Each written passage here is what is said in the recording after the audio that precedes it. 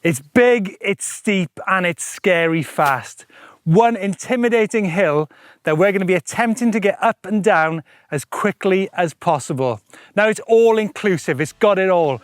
Climbing, technicality, fatigue, and of course speed. Welcome to 1,000 Foot Dead.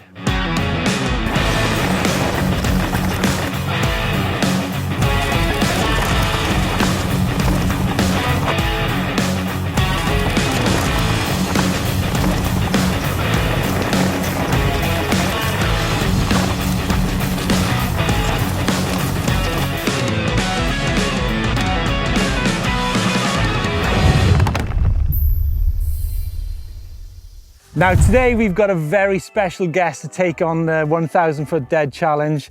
An incredible two-wheel sportsman, 2014 World Superbike champion, Sylvain Guintoli.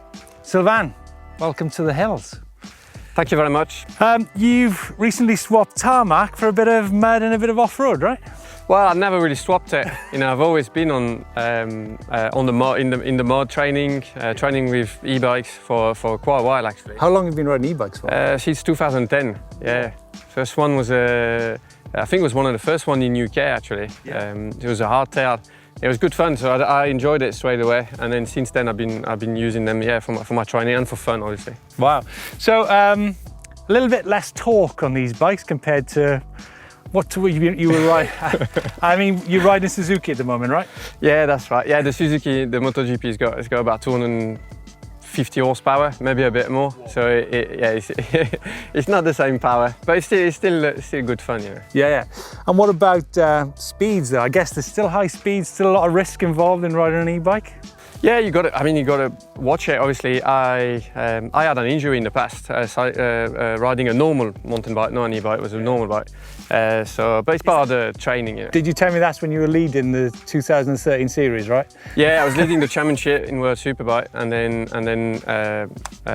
had a collarbone injury, and had to race like that, and yeah. So it's part of our job, you know. Like most riders do motocross or mountain bike or road cycling, and you got to stay fit, so you got to take a bit of risk. So you came back, you won the 2014 series. Yeah. So obviously, so you're saying you do use the e-bike to do a lot of your training in the past? Yeah, that's right. Yeah, I've been using them for my training because I found it's a great tool to train. I can get out several times in the week. I recover well from it. I can also do intensity or interval training, and also I can do some great adventures, like loads of climbing, and go and do some big mountain challenges, which I really enjoy doing. So today's adventure, we've got a 1,000 foot hill. Yeah.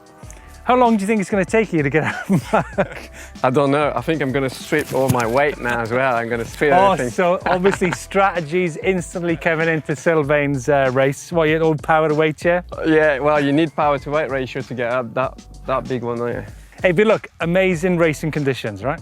Yeah, it's dry, there's no wind, and I'm really looking forward to it. Right, it's the moment of truth. Wales versus France, 180 versus 150. So I'm riding a Specialized Canevo, 180mm travel.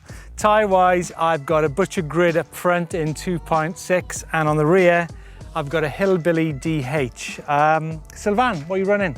So I'm running the Fogbike Mega with 29-inch wheels, some dry tyres. Now I weigh probably about 95 kilos, and I'm definitely going to be riding in turbo all the way up that hill. Sylvain? For me, I'm going to be in boost, because that's my turbo. Yeah.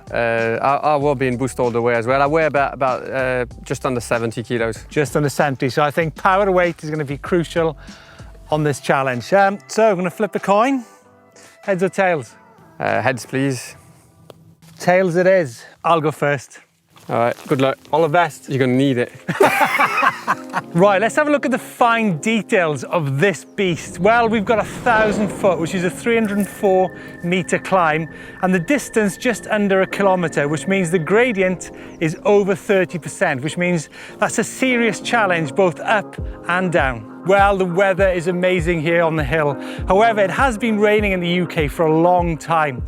So straight out of the gate, it's only a matter of meters before you're straight into a steep, technical and really rutted climb. And before that, you're going through a stream, which means water's gonna be carried onto those slabs and onto that grass.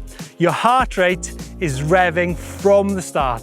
Right, you're out of the gorse and now you're onto the open mountain. The track opens up and the climbing here is really quite intense, even with the motor. So a really wide track, multiple lines, you're gonna work your way up the hill, find the sweetest spot. However, the grass is still quite short and there's wet patches, so grip is at a premium. So we've moved from the grass and we're now onto a surface sandstone path. And even though we've had a few technical slabs to negotiate, it's not until this point at halfway that there's some serious challenges to the climb. And this kind of step path is all about momentum. If you stop and start here, you're going to lose a huge amount of time, right? What's the strategy to get up here, Sylvain? Well, I think this is about just hitting it as fast as you can, because you won't be able to pedal over this. Yeah. So you need to clear it, really. Hitting it as fast as you can. That comes from Sylvain Guintoli. What's hitting it as fast as you can on a road bike equate to? Well, with the track bike, you don't want to hit anything. What is the max on a road bike? Oh, the max speed depends on the track, but probably about 220 something. What, miles an hour? Yeah. Don't fancy that. Now, these cross trains are a critical part of preventing erosion on tracks such as this in the mountains. Yet tackling them on a bike is quite a challenge, both up and coming down the hill. And of course, when you're going up, you get used to trying to climb over at slow speed. But when you get to the top and you start heading back down, your body's in a totally different position. And then all of a sudden, you're gonna pick that bike up and over these big sections of rock. If you fail to do that, you're gonna go crashing into it, you're gonna buckle the wheel, you're gonna puncture, and at worst, you're gonna probably hurt yourself quite a lot. Wow, so peaceful. All I can hear is my heart rate banging like hell. Is that a fair challenge? Well, it's a flat out challenge. It's mega hard, heart rate through the roof, very physical, very intense, but a lot of fun because you got technical skills. Try not to push the bike. You would be pushing a normal bike a lot. I would anyway. Yeah, I think everybody would, right? Yeah. So, I think, but it's like that, right? I know, yeah, some sections are just, but with the e-bike just makes it fun. Fun, but it's not easy. Right, you ready for it? I'm ready, I can't wait. One run, top to bottom, non-stop.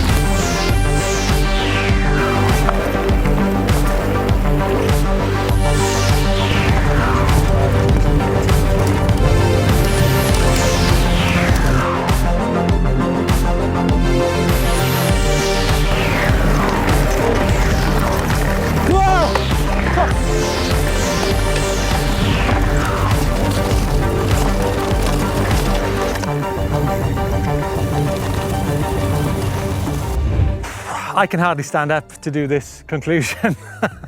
That's pretty challenging, right? Yeah, that was brutal climbing. Yeah, I don't think you'd put any more effort in on a non-e-bike. I thought because you get sucked in because you're getting some support, you keep on going. I don't think you'd keep on going on a normal bike. For that kind of terrain, I mean, I would have to walk most of it. So yeah, with the e-bike, you gotta keep your speed going so you can get over the obstacles and the. Which means your heart rate keeps going, your heart rate keeps raising to the top. How did it feel at the top of the hill?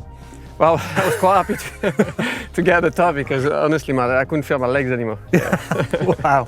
Okay, so we've got the times in for the 1,000 foot dead challenge.